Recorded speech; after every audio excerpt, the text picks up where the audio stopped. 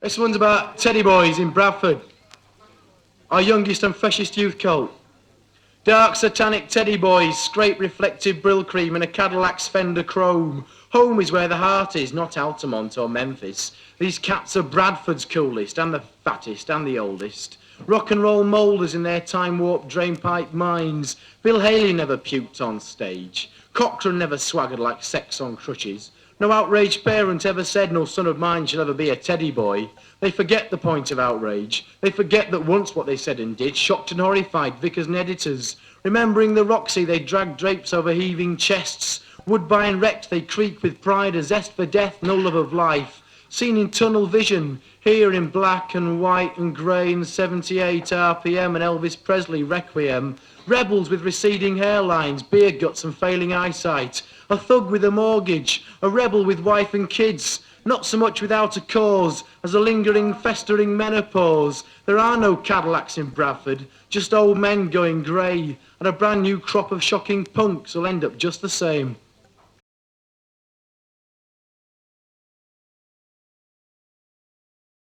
Wherever there's a post and wherever there's a seat and wherever there's a place where the council meets, it's money, money, money, money, money makes most of the moves. The public pays for the private apartment, keys in the pocket of the chairman of department, a clock's to expenses, £1,000 for where he's never been and for what he never did.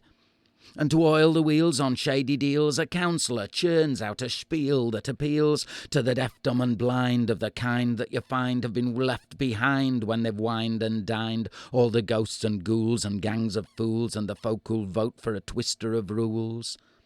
And the bloke who wrote for the local press did a whitewash job on the whole bloody mess. Theft of the lefties, stories of Tories. It doesn't take a genius to know where the law is. Backing up the bankers, the wankers who thank us, all of the crawlers come to outflank us, to charm us, disarm us with bargains of jargon, slogans to plant in our own back garden. We've a red under the bed and a fanatic in the attic when we swallow hollow lies from the pseudo-democratic. These are the ones, the smug little buggers, have the nerve to talk about thugs and muggers, while they do much worse to the public purse, and contracts go to the firms that know that wherever there's a post and wherever there's a seat and wherever there's a place where the council meets, it's money, money, money, money, money makes most of, money makes most of, no, money makes all of the moves. Right, this is the one for Helen Smith, who was beaten to death in Saudi Arabia, murdered by pissed-up jet-set thugs who thought they could get away scot-free by tossing her battered body aside like a used rag into the night. Oh, they knew they were safe. Perfect crime, even.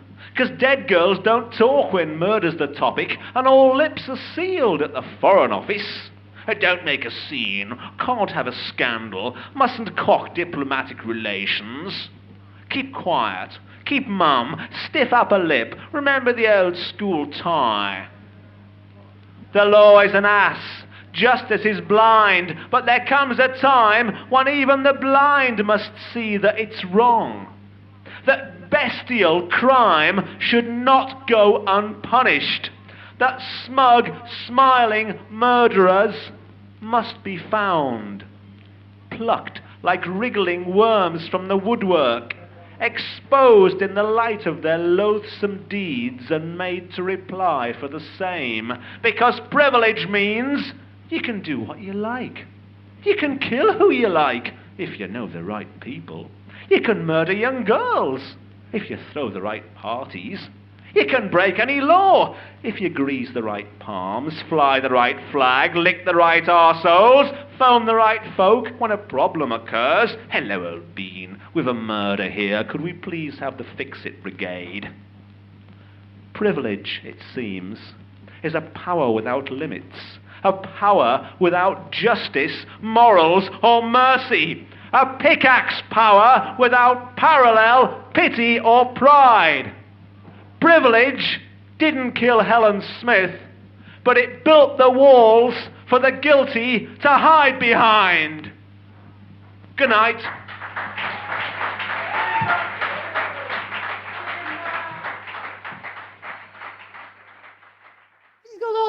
participation.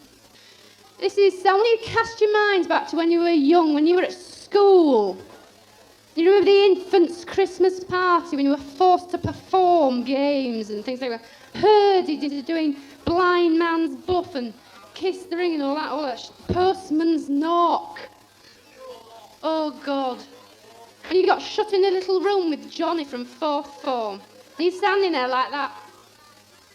And you're standing there like that. And he goes, what shall we do? And she said, I don't know. And he says, well, give us a kiss. Then he said, no.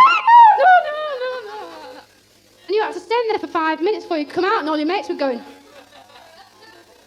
Like, oh, you had to go out with him for the next 6 months. It was awful. Anyway, this is called audience participation. I want a little sympathy now for this, because it's very sad beginning. It's very sad, very mournful. The jammed hearts are broken. Ah, suckers, you joined in. The blancmange is on the wane. Paper streamers lie sodden with orange juice, and it's games time at the infant's Christmas party.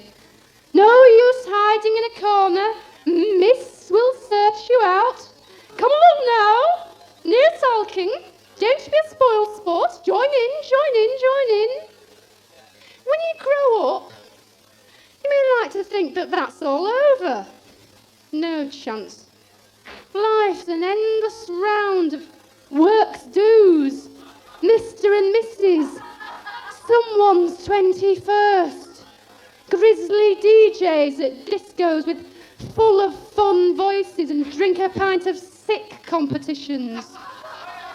Bands grinning, hideously shrieking, all clap hands, all join in, you must join in. Do the okey cokey, the conga, knees up Mother Brown.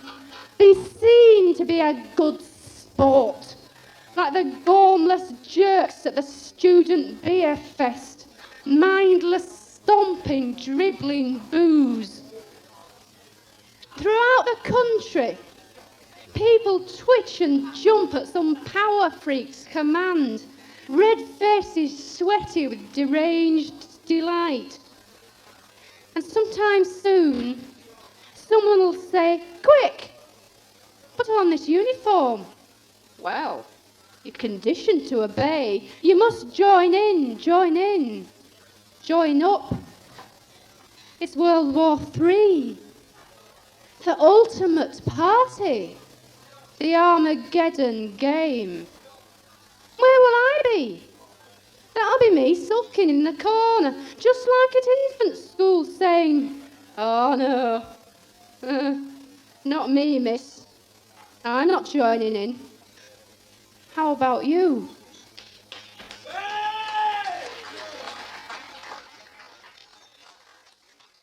And the last one, the vision of England and all its apparent contradictions. You should know the words by now. It's the land of rising question mark, the land of enlightenment in the dark, where everywhere Alsatians bark and nobody blinks an eye. A land with its hand held over its ears, where the favourite falls and the crowd still cheers. A heroine screams as a freight train nears, and everybody claps and smiles. A land of rising exclamation, a nation stuck below its station, scratching round with irritation, hating to have to think. The land of the lowering line of vision, land of the unmade snap decision, pumping all its ammunition down the think tank sink. Land of the true and land of the free, sniffing glue and Radio 3. You can lob a Molotov or lobby your MP, or write a letter to the NME about fan clubs for the Ku Klux Klan, or Tammy Wynette singing Stand By Your Man. Oxbridge graduates with educated lisps campaigning for blue salt bags in their Tatey crisps. Kevin Keegan endorsing Brooks, the football boot and the bubble cut. Posers with haircuts fixed on a hinge which swing from a quiff into a fringe. Punks with anarchy tattooed on their faces, complaining when the buses are a few minutes late. Frank Sinatra with his mafia connections, organising Reagan's inauguration. Lennon is God till Dylan dies. The Gang of Four are on EMI. There's sex and violence on Watch with Mother. Big Brother is watching you. You've been watching Little Brother, Little Brother, Little Brother, Little Brother. Thank you. Good night.